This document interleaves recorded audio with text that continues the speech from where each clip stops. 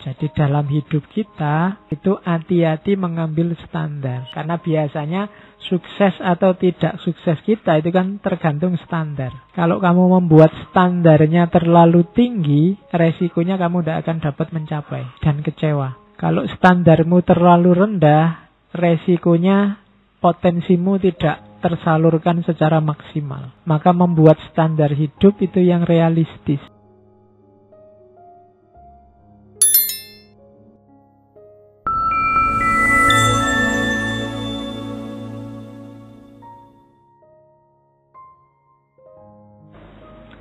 Oke, bismillah. Assalamualaikum warahmatullahi wabarakatuh. Bismillah, mari kita lanjutkan ngaji kita. Nah, ini yang paling banyak diceritakan tentang tetangganya yang mau pinjem keledai. Jadi satu ketika tetangganya mau pinjem keledai ke Nasruddin. Terus Nasruddin bilang, wah, keledainya ndak ada, baru dipinjam orang lain. Tiba-tiba keledainya meringkik. Bunyi. Tetangganya, kamu bohong lah, itu bunyinya keledaimu. Loh, kamu itu percaya keledai apa percaya saya?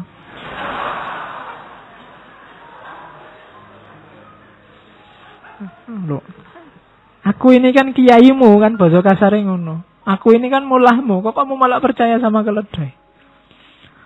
Itu sindiran luar biasa tentang kebenaran. Kebenaranmu itu kebenaran kenyataan atau kebenaran hanya ikut. Yang tadi keledai ngeringkik itu kan jelas kenyataan, fakta keledainya ada. Meskipun mulahnya bilang ndak ada. Tapi kebanyakan orang lebih percaya sama mulah ini. Kenapa? Karena mulahku, kiaiku. Jadi kalau sudah jelas terbang, ya itu burung dan pasti bukan kambing. Tapi kalau ustadzmu bilang ini adalah kambing, kan kamu terus biasanya melu, ya berarti yang benar adalah kambing. Padahal itu sudah jelas terbang. Dan itu yang sering terjadi hari ini. Jadi kita tertipu oleh patron-patron. Loh, untuk hal-hal yang kamu belum tahu, ya kamu boleh percaya pada otoritas. Tapi kalau kamu sendiri sudah tahu fakta kebenarannya, ya jangan ikut. Kalau kamu sakit, kamu ke dokter. Dokter bilang apa, ya kamu manut saja, wong kamu tidak tahu ilmunya. Tapi kalau kamu pas tahu ilmunya, dan dokternya salah, ya tidak apa-apa, kamu bantah dokternya. Cara berpikir ini di tengah masyarakat tidak populer. Begitu ada orang bantah dokter, terus dianggap mesti yang bantah itu ngeyel. Loh, siapa ngerti yang bantah ini memang ngerti ilmunya, tahu faktanya, ngerti jelas dia keledainya, wong ada bunyinya. Meskipun dokternya bilang tidak ada. Nah, itu hikmah dalam dari cerita anekdotnya Nasruddin. Jadi jangan tertipu oleh otoritas. Untuk hal-hal yang kamu tidak pahami ya. Makanya agama melarang taklid buta. Taklid buta itu tidak ngerti siapa yang kamu takliti, tidak lihat konteks, porsi, dan proporsinya. Dalam agama tidak boleh. Kalau kamu punya kemampuan mengakses dalil, akseslah dalil. Tapi kalau kamu tidak mampu, jangan gaya ngomong dalil. Kan itu porsi dan proporsi yang tepat. Terus, nah ini juga sindiran untuk masyarakat. Jadi satu ketika Nasruddin ini pamer anggur. Sambil membawa keranjangnya anggur, dia lewat. Di jalan banyak anak-anak kecil. Terus anak-anak itu minta, Nasruddin, Mbok, aku dikasih anggurnya. Akhirnya oleh Nasruddin ngambil anggur satu. Nih, buat bareng-bareng. Terus anak-anaknya protes, mau ngasih kok cuma satu, Mbok, ya yang banyak. Alah, yang satu itu rasanya sama saja dengan yang lain.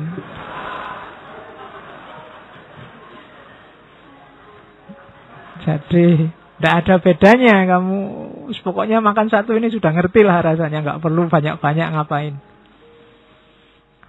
Nah, ini sindiran buat kita yang sering bilang kualitas itu lebih penting daripada kuantitas. Apa iya? Pak, saya sedekah 5.000 enggak apa-apa, yang penting ikhlas, daripada 100.000 tapi enggak ikhlas. Kalau takmir masjidnya 100.000 aja, enggak ikhlas enggak apa-apa. Kan begitu. Kita sering begitu, kita sering kalkulasi kualitatif. Pak, saya sholatnya agak telat-telat kan enggak apa-apa, Pak, yang penting hati saya selalu nyambung dengan Allah. Poyo begitu. Yang kejadian kan kamu ya karena sholatnya telat, ya sholatnya kesusu-susu, yang penting beres. Tidak mungkin ada sambungannya sama Allah. Jadi kuantitas juga menentukan kualitas. Bacalah wirid ini satu malam 100 kali. Oh enggak Pak, saya baca 3 kali aja, yang penting mantep Pak. Itu kualitasnya sama kayak dibaca 100. Biasanya yang kejadian, ya kamu baca 3 kali, tapi ya enggak mantapnya sama kayak kamu baca 100 kali.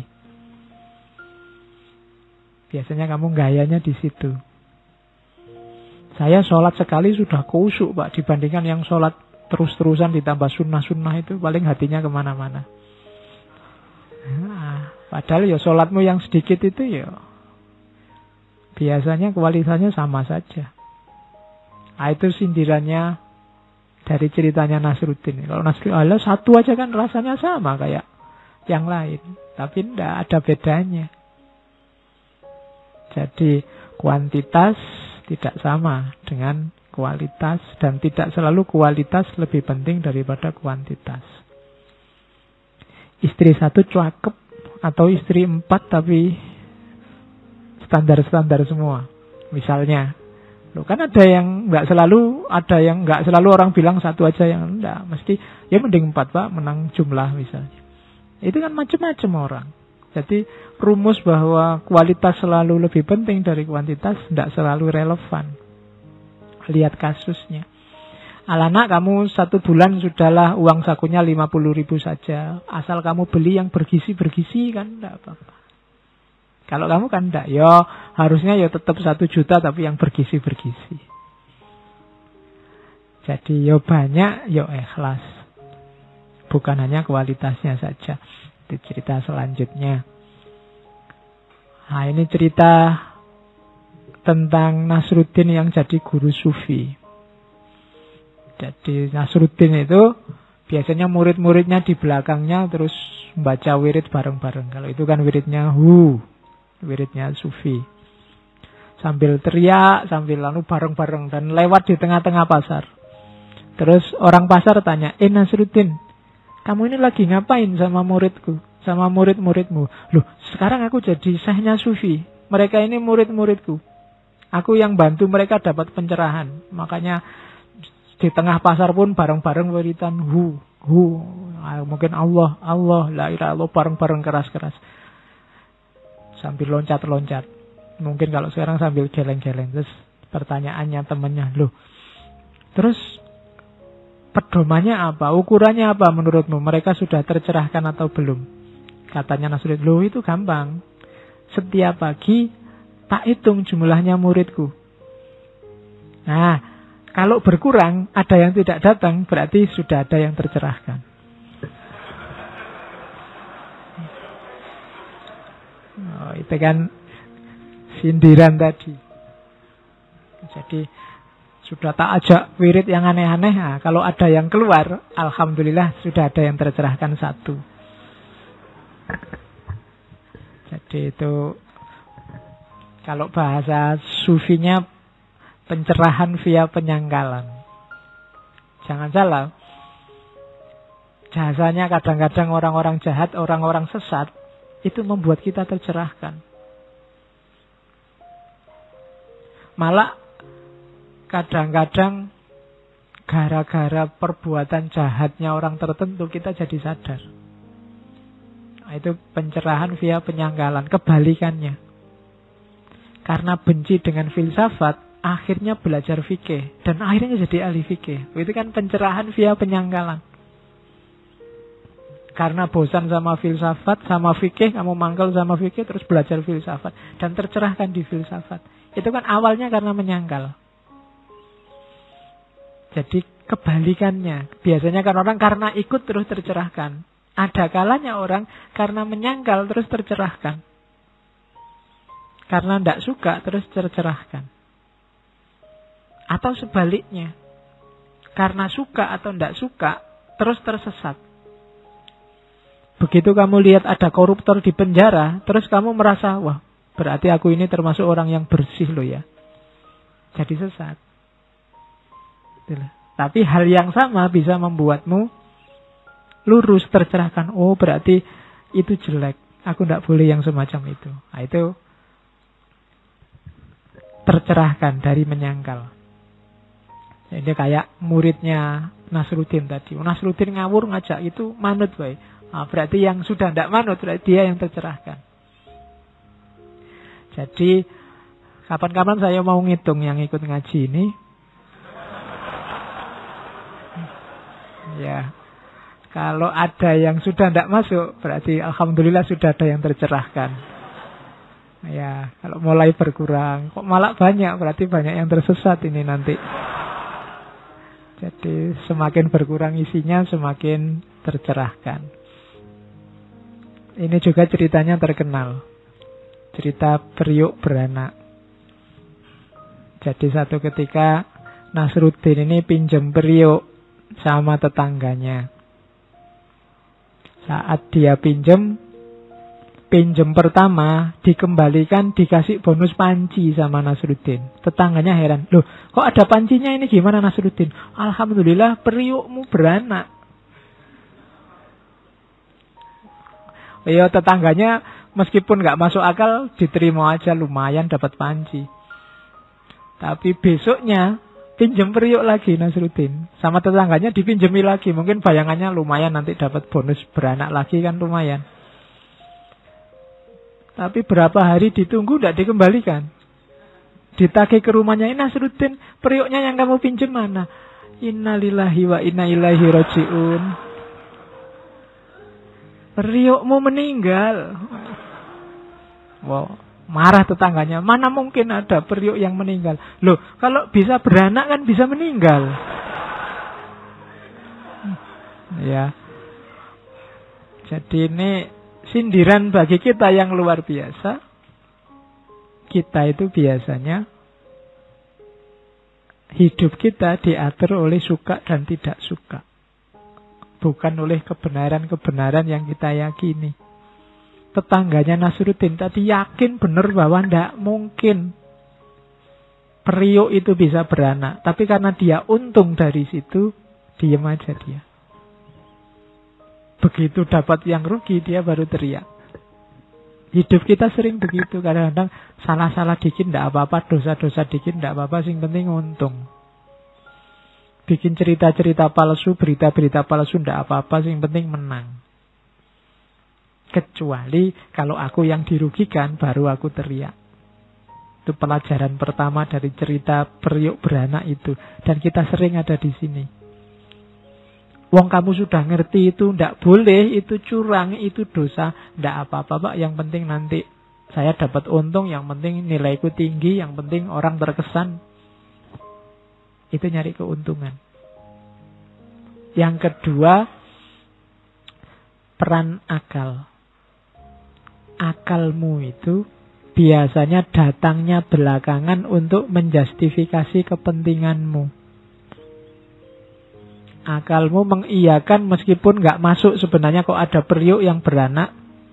Tapi kemudian dia menyangkal ketika periuknya bisa meninggal. Padahal secara logis harusnya bisa beranak, bisa meninggal. Tapi kamu beda pandangan, kenapa? Karena beda kepentingan. Jadi ini uniknya menasehati dengan humor, dengan anekdot. Kalau orang tiba-tiba dinasehati, jangan menjual agama nyari keuntungan sendiri, orang bisa marah. Tapi kalau disindir dengan cerita-cerita semacam ini, mungkin marahnya bisa berkurang. Jadi, itu anekdot selanjutnya. Pokoknya malam ini isinya semacam ini semua. Terus, cerita selanjutnya. Kekuatan yang tidak berubah. Nasruddin itu satu ketika umuk. Umuk itu sombong pada tetangganya. Katanya Nasruddin yang sudah tua, kekuatanku itu sejak muda sampai sekarang tidak berubah-berubah. Tetangganya, masa, sudah tua, ya harusnya lebih lemah. Enggak, katanya Nasruddin. Lah buktinya apa? Depan rumah itu ada batu besar. Dulu waktu muda, aku tidak kuat ngangkat. Sekarang juga tidak kuat ngangkat juga. Berarti kan kekuatanku sama kayak waktu muda, tidak berubah-berubah. Jadi itu logika ini kan sama, kan masih nggak berubah. Katanya Nasruddin begitu. Oke. Ya, sebenarnya ini banyak rahasianya. Yang pertama jelas ngomong bahwa manusia itu terbatas. Ada banyak batas yang dimiliki manusia yang membuat dia tidak pantas untuk sombong sebenarnya. Jadi manusia itu banyak batasnya. Tidak bisa dia sesuka hatinya sendiri. Kemudian yang kedua, sebenarnya logika tadi benar. Cuma kesalahannya di mana? Standar. Jadi dalam hidup kita itu hati-hati mengambil standar. Karena biasanya sukses atau tidak sukses kita itu kan tergantung standar. Kalau kamu membuat standarnya terlalu tinggi, resikonya kamu tidak akan dapat mencapai dan kecewa. Kalau standarmu terlalu rendah, resikonya potensimu tidak tersalurkan secara maksimal. Maka membuat standar hidup itu yang realistis. Meskipun ideal. Jadi itu pelajaran yang kedua. Pelajaran yang ketiga dari cerita ini adalah semua bentuk kekuatan, kelemahan, semua kata sifat dalam hidup kita sebagian besar eksis dalam bentuk perbandingan. Kamu ganteng, kamu jelek, kamu kuat, kamu lemah, kamu tangguh, kamu lembek. Itu benar salahnya tergantung perbandingan. Kamu mungkin ganteng kalau dijajar yang sana, tapi termasuk jelek kalau dijajar yang sini. Tergantung perbandingan. Kamu kuat kalau melawan siapa, tapi kamu lemah kalau melawan siapa. Jadi ini menurut saya rahasianya cerita ini. Jadi maka sebenarnya kamu kecewa atau sombong, itu tidak pada tempatnya. Kenapa? Karena yang layak kamu sombongkan itu pasti ada yang lebih tinggi. Dan kekecewaan, kerendahan dirimu, itu ada yang sebenarnya bisa kamu banggakan. Tergantung kamu membandingkannya kemana. Kamu tergolong cerdas kalau dibandingkan yang kuliahnya ranking berapa. Karena kamu ranking berapa. Tapi kamu tergolong lemah kalau dibandingkan yang ranking atasnya. Tadi hidup selalu begitu. Maka jangan terlalu larut dalam kekecewaan atau terlalu bangga dalam kelebihan-kelebihanmu. Karena semuanya melalui rumus dibandingkan siapa dulu. Dan puncaknya perbandingan itu Allah. Kalau sudah ketemu Allah, tidak ada apa-apanya semua. Semua tidak ada nilainya. Itu nasihat sufistiknya. Masih ada lagi. Kalau ini tentang mirip kayak tadi pembandingan. Cuma tentang perjalanan. Jadi satu ketika Nasruddin kerja di kebunnya, terus ada orang lewat, tanya arah. Pak, kalau ke kota sana, arahnya kemana ya yang pas? Terus Nasruddin nunjuk arah. Orang ini terus tanya lagi, kira-kira berapa lama waktunya saya sampai di sana? Nasruddin diem aja. Orang itu tanya lagi, Pak, berapa lama saya sampai di kota sana? Dicueki sama Nasruddin, Nasruddin malah kerja lagi. Orang itu mangkel marah-marah, dasar. Terus dia jalan. Begitu dia jalan berapa langkah, tiba-tiba Nasruddin teriak, 3 jam. Orang itu sambil jengkel, lah kenapa tadi diam saja? Jawabnya Nasruddin, loh saya kan harus lihat kecepatanmu jalan. Jadi saya baru bisa jawab. Kalau kamu cepat mungkin bisa 2 jam. Kalau dengan kecepatanmu itu ya 3 jam. Ya. Jadi jangan kesusu marah, wong belum selesai. Jadi ya ini sebenarnya ajaran tentang jalan hidup. Hidup itu akan terarah yang pertama kalau arah yang kita tempuh benar. Kemudian ada penunjuk jalan yang tepat dan kita jalani dengan sungguh-sungguh dan serius. Jadi pastikan hidupmu punya arah. Jangan ada yang hidupnya asal. Kemudian cari penunjuk jalan yang tepat sesuai arah yang kamu tuju. Kemudian tempuhlah secara sungguh-sungguh di situ, karena kesungguhanmu itu menentukan kapan kamu sukses atau tidak. Kalau langkahmu cepat, ya kamu segera sukses. Kalau langkahmu lambat, ya kamu lambat suksesnya. Atau kalau kamu mandek, ya meskipun kamu tahu arah, punya penunjuk jalan, tidak akan nyampe. Jadi ini anekdot selanjutnya. Kalau ini guru SD saya dulu suka cerita ini. Jadi satu ketika Nasruddin ini duduk di bawah pohon ceri yang merah, yang kecil-kecil itu biasanya di kue itu.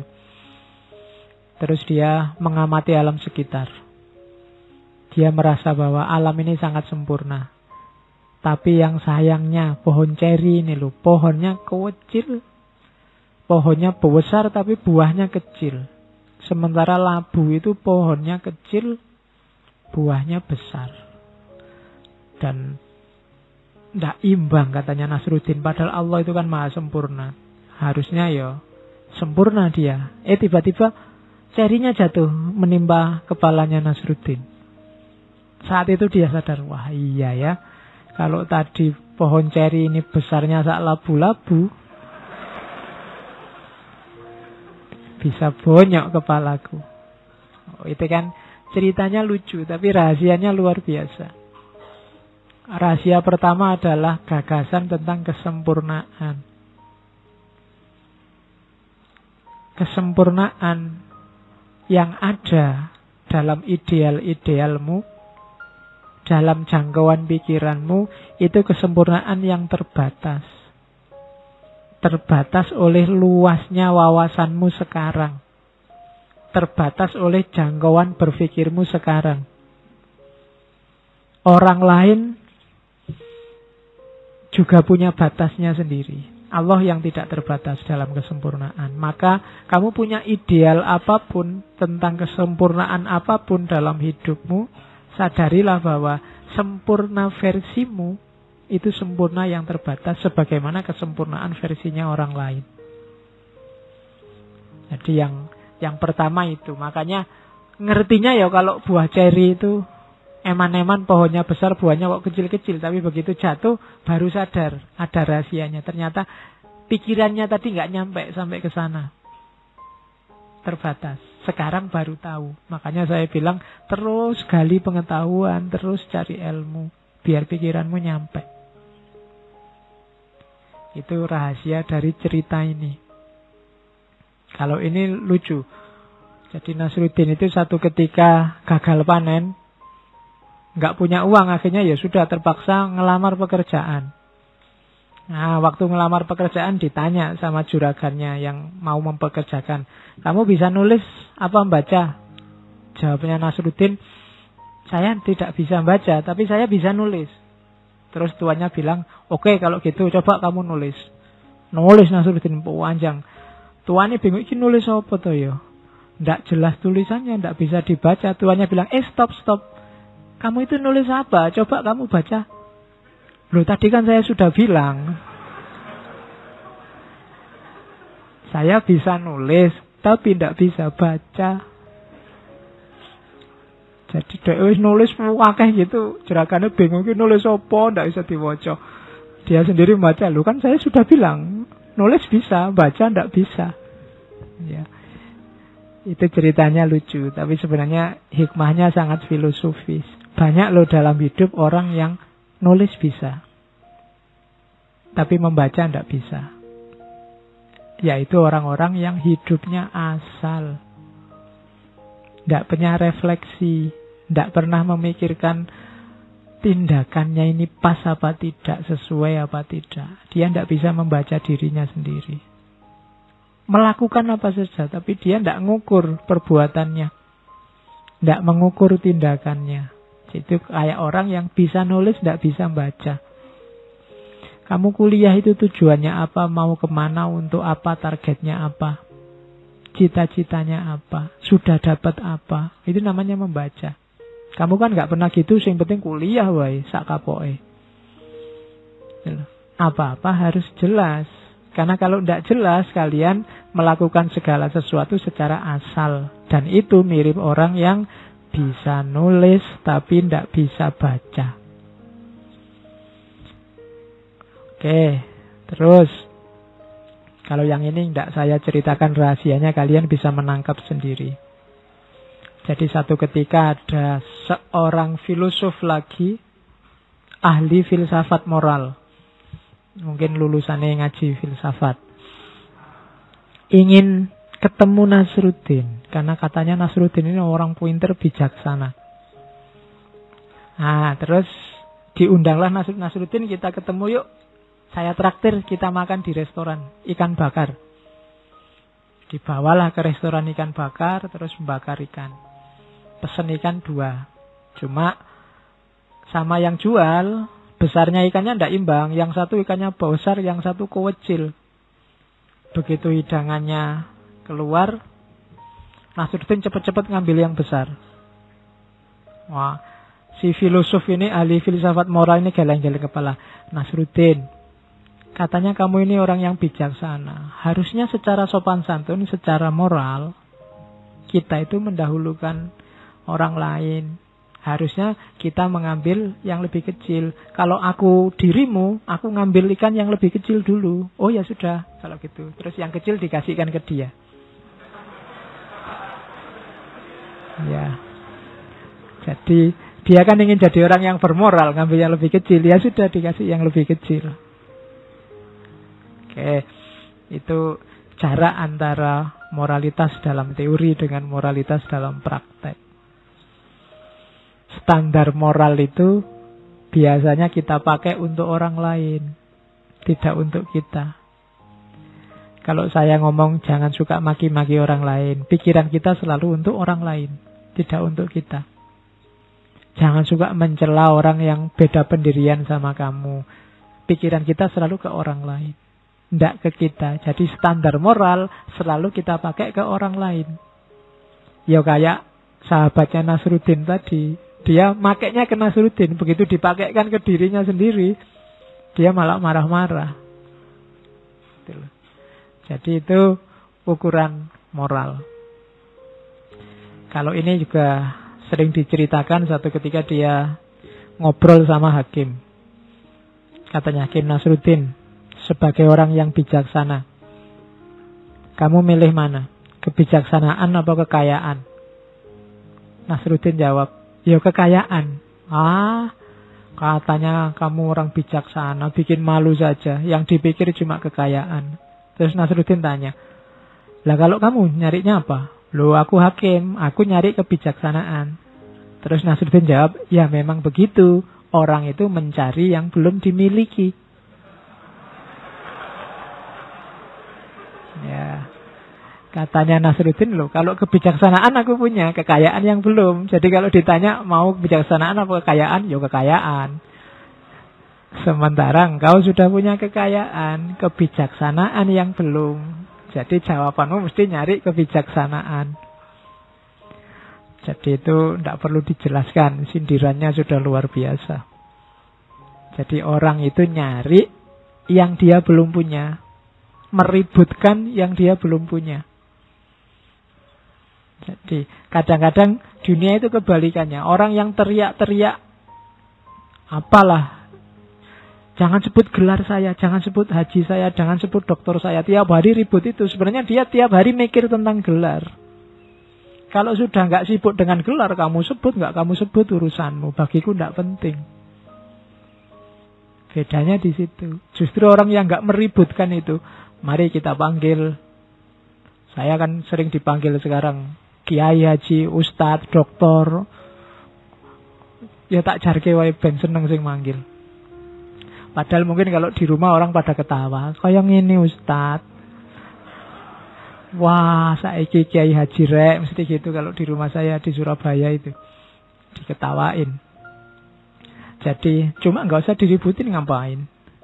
Kalau masih diributkan berarti kita masih sibuk dengan itu. Meskipun sibuk untuk nolak itu sama saja, pikiran kita masih sibuk di situ. Yang tidak penting ya posisikan sebagai tidak penting. Kita kan sering begitu. Yang tidak penting. Jadinya kok malah jadi perdebatan utama. Gitu. Jadi misalnya salaman cium tangan, itu bagi kamu kan boleh cium tangan, boleh enggak. Pendapatmu kan begitu. Tapi begitu ada orang enggak cium tangan, kamu marah. Atau ada orang cium tangan, kamu protes. Lo katanya enggak penting. Mbok sudah enggak usah dibahas. Bahas yang penting-penting saja. Oke, itu anekdotnya. Kalau ini bagus untuk nyindir pemerintah, DPR, dan lain-lain. Jadi Nasruddin itu satu ketika lihat istana kok sibuk luar biasa ya. Nasruddin mendekat. Tapi begitu mendekat dia diusir. Jangan deket-deket. Lu ada apa katanya Nasruddin? Ini raja sedang nerima tamu. Tamu agung ini dari negara luar banyak. Ini ada pembicaraan penting. Jadi kamu harus pergi. Katanya Nasruddin. Lu kenapa sih harus menjauh? Lu ini pembicaraan ini menyangkut nasibnya rakyat. Nah, kita tentara ini untuk menjaga biar nggak ada yang masuk dan mengganggu. Jadi kamu pergi saja. Nasruddin, ya wes saya pergi. Tapi coba kamu pikir, gimana kalau yang mengganggu dan menyusahkan rakyat itu justru yang di dalam sana? Yang kamu jaga siapa terusan? Jadi itu kan sindiran. Ini kan menjaga biar penjahatnya tidak masuk. Tapi kalau penjahatnya sudah di dalam gimana? Yang di luar menjaga apa? Itu sindiran pada pemerintah biasanya. Jangan-jangan biang keroknya, biang keladinya di sana. Tidak di rakyat yang diusir-usir misalnya. Itu kan sindirannya Nasruddin. Terakhir, ini mohon maaf, ini tak ambil dari bukunya Idrisah. Ini tidak nyindir loh ya. Memang cerita paling awal di bukunya Idrisah yang The World of Nasruddin itu begitu. Makanya saya ambil langsung Inggrisnya. A better bit than yours. Tentang jenggot. Jadi ada seorang imam yang ceramah. All through the footies wear a beard. Jadi seorang hamba yang sejati itu harusnya punya jenggot. Show me a thick and lustrous. Coba lihatlah para ulama yang jenggotnya panjang. Atau carilah orang yang berjenggot panjang dan aku tunjukkan bahwa yang jenggotnya panjang ini imannya lebih dalam. Nasruddin terus angkat tangan. Syekh, kambing saya